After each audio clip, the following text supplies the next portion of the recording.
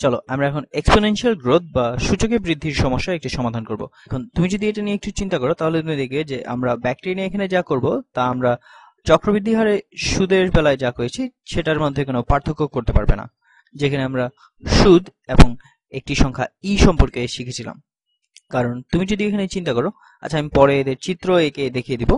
তো যাই হোক, এখন এটা হলো একটি চক্রবৃদ্ধি হার সুদের সমস্যা অথবা একটি সূচকে বৃদ্ধির সমস্যা। এটা আমাদের বলে যে একটি ব্যাকটেরিয়া কালচারে 100টি কোষ আছে এবং এর বৃদ্ধির হারটা কোষের সংখ্যার সাথে সমানুপাত। 1 ঘন্টা পরে এর জনসংখ্যা বৃদ্ধি হয়ে হয় 420। এবং প্রথমে এটি বলে একটি রাশি খুঁজতে যে টি ঘন্টা পরে এই ব্যাকটেরিয়ার সংখ্যা কত হবে। যখনই তুমি সূচকে বৃদ্ধি বা সূচকে ক্ষয় অথবা ক্রমাগত চক্রবৃদ্ধি হারে বৃদ্ধি অথবা চক্রবৃদ্ধি হারে ক্ষয় নিয়ে কাজ করবে, এবং যদিও তুমি এগুলি আসলে খুব কম শুনবে এবং তোমার কাছে যেটাই থাকুক যে একটি সময়ের ফাংশন হিসেবে, যেমন এখানে আমি ধরলাম যে ব্যাকটেরিয়ার সংখ্যা হচ্ছে সময়ের একটি ফাংশন, তো আমি বলবো যে বি অফ টি। আচ্ছা আমি এখানে লিখছি যে বি অফ টি। তো ব্যাকটেরিয়া হলো সময়ের একটি ফাংশন এবং এটা সমান হবে যে প্রাথমিকভাবে আমাদের যে যতগুলি ব্যাকটেরিয়া ছিল, অথবা আমরা যদি চক্রবৃদ্ধি হারে সুদের একটি সমস্যা করতাম তাহলে এখানে প্রাথমিকভাবে আমাদের যে মোট টাকা দিয়ে শুরু করব সেটা গুণ ই পাওয়ার কে অফ টি, যেখানে কে হলো আমাদের এক ধরনের চক্রবৃদ্ধির হার।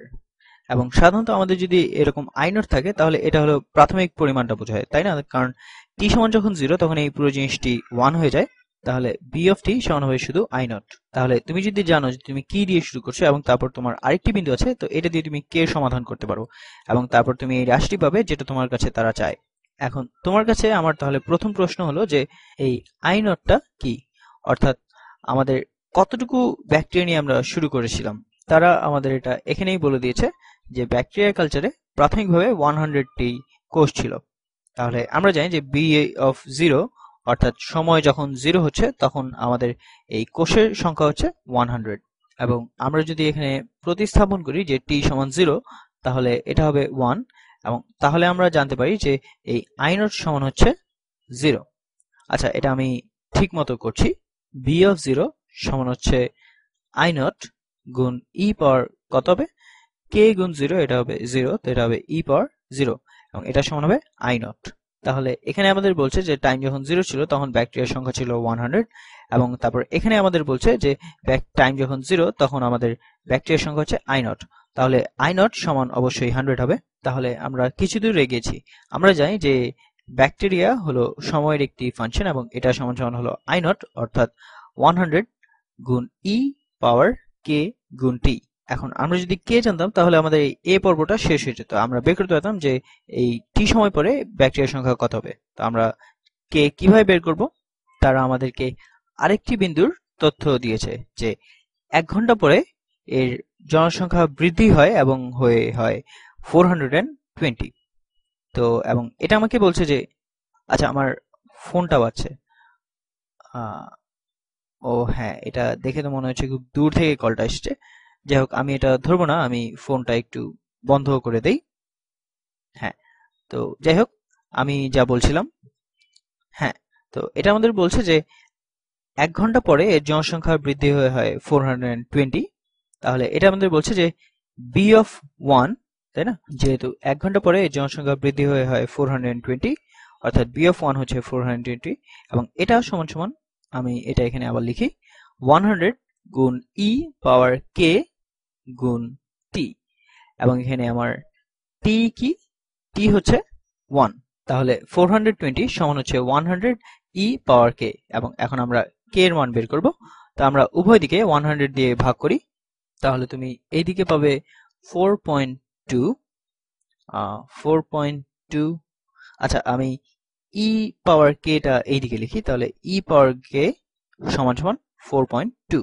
এখন কে বের করার জন্য আমরা দুই দিকে সাধারণ লগ নেই, তাহলে আমরা পাই কে সমান সমান সাধারণ লগ 4.2 এর জন্য। তাহলে কে হচ্ছে একটি অপরিচিত সংখ্যা এবং আমরা ক্যালকুলেটরে এটা পরে বের করতে পারবো। তাহলে আমরা বের করলাম যে আমরা প্রাথমিক শর্ত দিয়ে বের করলাম যে আই নট কি হবে, এবং তারপর আরো একটি তথ্য দিয়ে আমরা বের করলাম যে কে কি হবে, এবং আমরা পেলাম যে কে সমান সমান হলো লন বা সাধারণ লগ 4.2 এর জন্য। তাহলে আমাদের কি বাকি থাকলো, আমরা এখন এই সমীকরণটা জানি কারণ আমরা কে জানি এবং আমরা আই নটও জানি।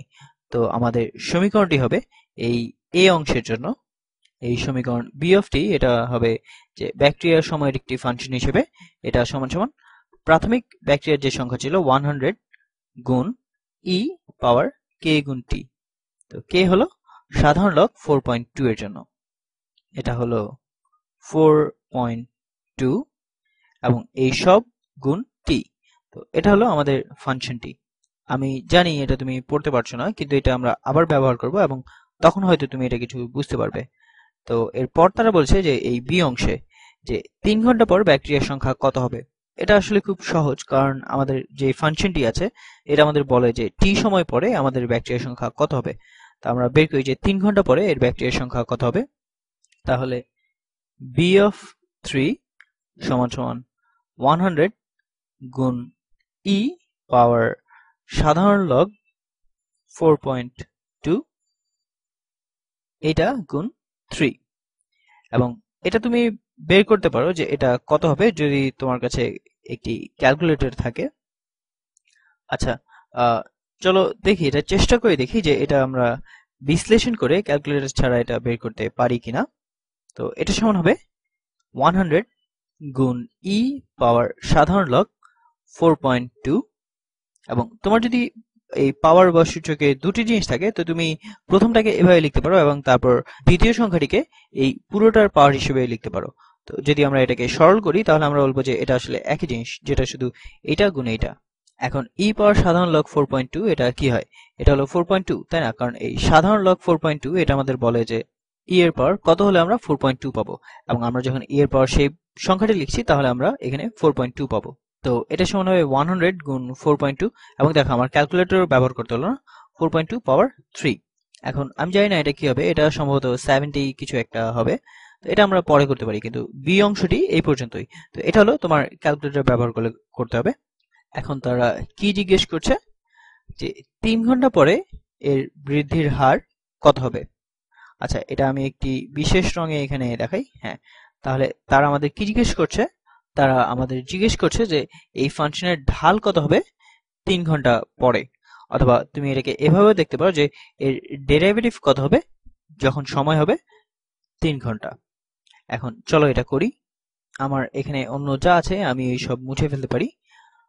আমার মনে হয় আমি এইগুলিও মুছে ফেলতে পারি, কারণ আমরা নিচে আমাদের এখানে সমীকরণ লিখে রেখেছি। তা আমি এটা মুছে ফেলি। আসলে আমি এইগুলিও মুছতে পারবো, কারণ আমি এইমাত্র এটার উত্তরটা দিলাম এবং এটা শুধু ক্যালকুলেটর ব্যবহার করতে হবে। আমরা শুধু এই আসল সমীকরণটা রেখে দিব। এখন চলো তাহলে আমরা এই সি অংশটা করি। তো এখানে আমাদের শুধু ডেরিভেটিভ নিতে হবে এই ব্যাকটেরিয়া ফাংশনের, এটা সময়ের সাপেক্ষে। তাহলে চলো এটা করি। তো বি প্রাইম অফ টি এটা সমান কি হবে, আমরা এর ডেরিভেটিভ কি হবে। আচ্ছা, আমরা প্রথমে চেইন রুল করি। তো প্রথমে এটা আছে একটি ধ্রুবক আছে 100, এবং এটা গুণ এই ভিতরের ফাংশনের ডেরিভেটিভ।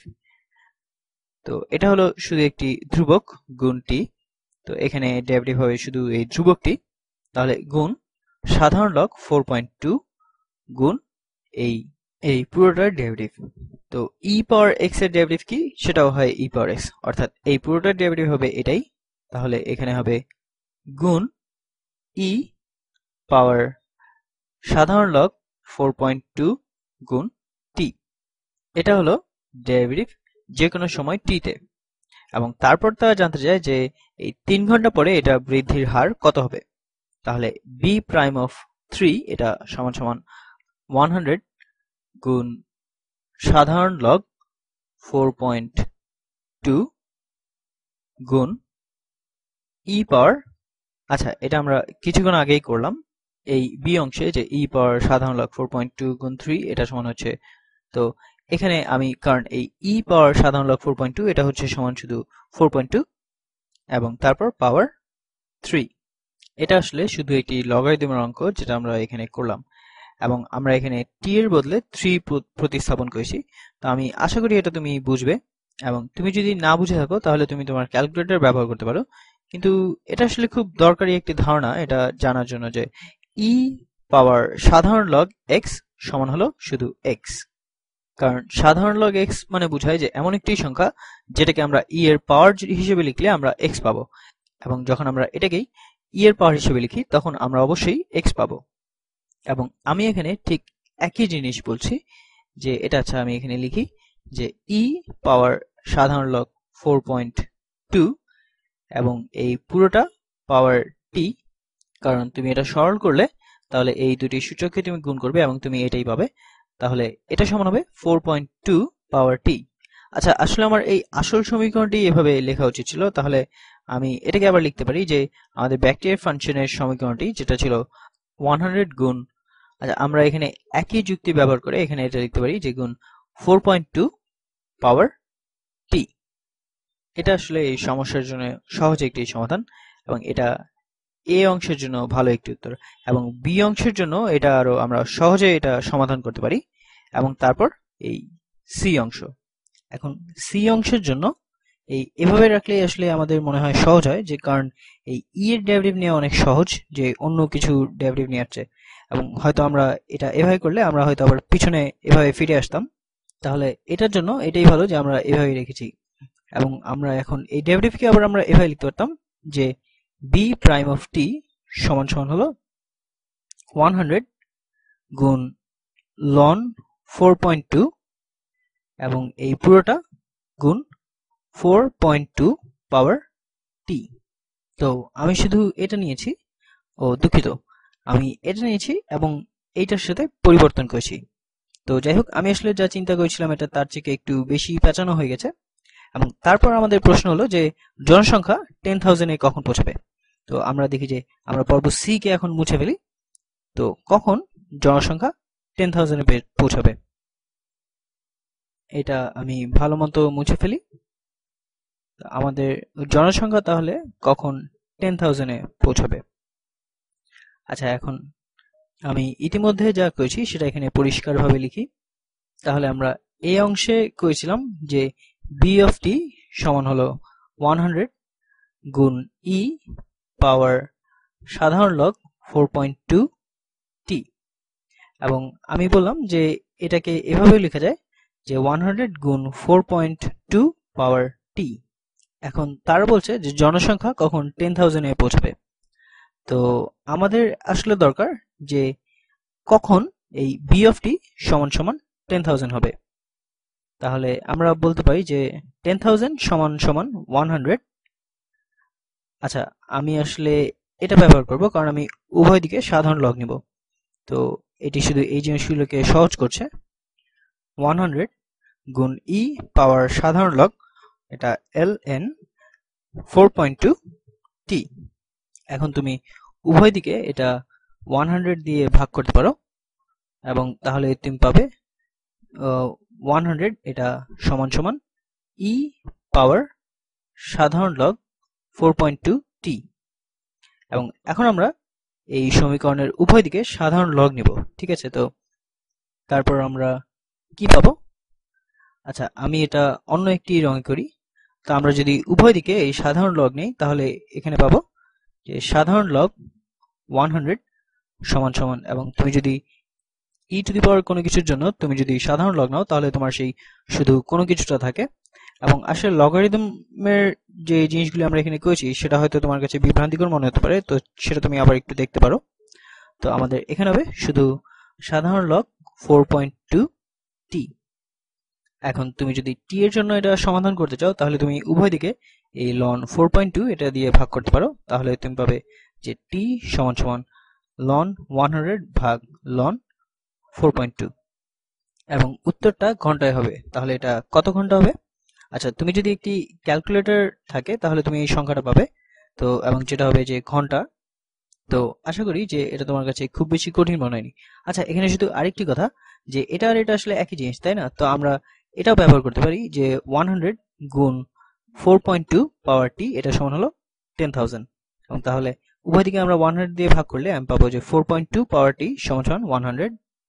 এখন এটা সমাধান করতে তোমাকে এই লগের বেস বা ভূমি নিতে হবে যে 4.2, এবং তাহলে তুমি পাবে যে টি সমান হলো লগ বেস 4.2 100 এর জন্য। এবং আমি এটাকে আসলে সূচকে লগারিদমের বৈশিষ্ট্যের ভিডিওতে এটা করেছিলাম। এটা সাধারণত জেনে রাখাটা ভালো যে তুমি কিভাবে এটা বের করবে। তো তোমার ক্যালকুলেটরে দুটি লগের বেস বা ভূমি আছে, একটি হলো লগ বেস 10, আর একটা হলো লগ বেস ই, যেটা হলো সাধারণ লগ। এখন লগের বেস যদি অন্য কোনো একটি সংখ্যা থাকে তাহলে তুমি সেটা কিভাবে করবে? তো এর সহজ উত্তর হচ্ছে যে তুমি এইটার প্রথমে সাধারণ লগ নিবে এবং তারপর এটা ভাগ করবে এটার সাধারণ লগ দিয়ে, অথবা তুমি এটার জন্য প্রথমে লগের বেস 10 নিতে পারো এবং তারপর এটা ভাগ করবে এইটার লগ বেস 10 নিয়ে। যাই হোক, তো আশা করি আমি তোমাকে খুব বেশি চিন্তায় ফেলিনি। তো এটা, এই অঙ্কটি আসলে আরেকভাবে করা যায় যে এই সূচকের বৃদ্ধি, তো এটাকে তুমি এই ব্যাকটেরিয়ার কালচারের পরিবর্তে তুমি এটাকে একটি ব্যাংক অ্যাকাউন্ট বলতে পারো, যেটাতে প্রাথমিকভাবে $100 আছে এবং এর বৃদ্ধি হয় এই সমানুপাত হারে, যার মানে বোঝায় যে চক্রবৃদ্ধি হারের সুদ। এবং তারপর তুমি বলতে পারো যে এটা 1 ঘন্টা পরে বাড়বে $4.2, এবং তারপর তুমি এই রাশিটি বের করতে পারো। তো এই দুটি সমস্যা আসলে প্রায় একই রকম। তো যাই হোক, আমি এরকম আরো সমস্যা করব, কারণ আমার মনে হয় যে এগুলি হয়তো কিছুটা বিভ্রান্তিকর মনে হতে পারে। আমি আরেকটি সূচকের ক্ষয় বা এক্সপোনেনশিয়াল ডিকে নিয়ে করব। তো শীঘ্রই দেখা হবে।